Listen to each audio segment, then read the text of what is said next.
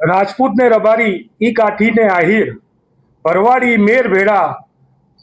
હારે ભળે હમીર. ગીરમાં બેઠ્યો ગઢડે વેગળો હતો વીર, સાંભળીને વાત સોમની હાથ ભળ્યા હમીર. આ દુહો એટલા માટે યાદ કરવા પડે છે કે જે સોમનાથ માટે જેમને યોગદાન આપ્યું, જેમને બલિદાન આપ્યું. પાડિયા પૂજવાની આપણી સંસ્કૃતિ હતી ત્યારે અમૃત મહોત્સવમાં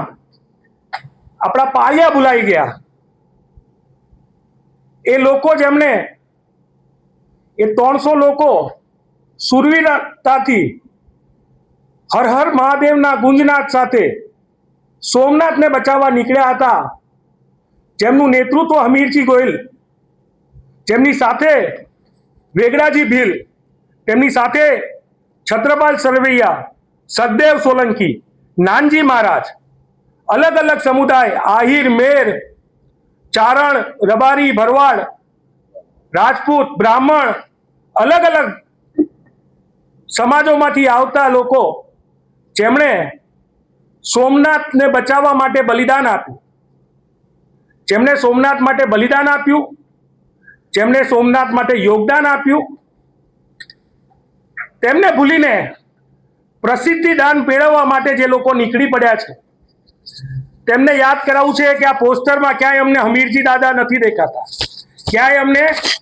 વેગડાજી દાદા નથી દેખાતા, ક્યાંય અમને નાનજી મહારાજ નથી દેખાતા,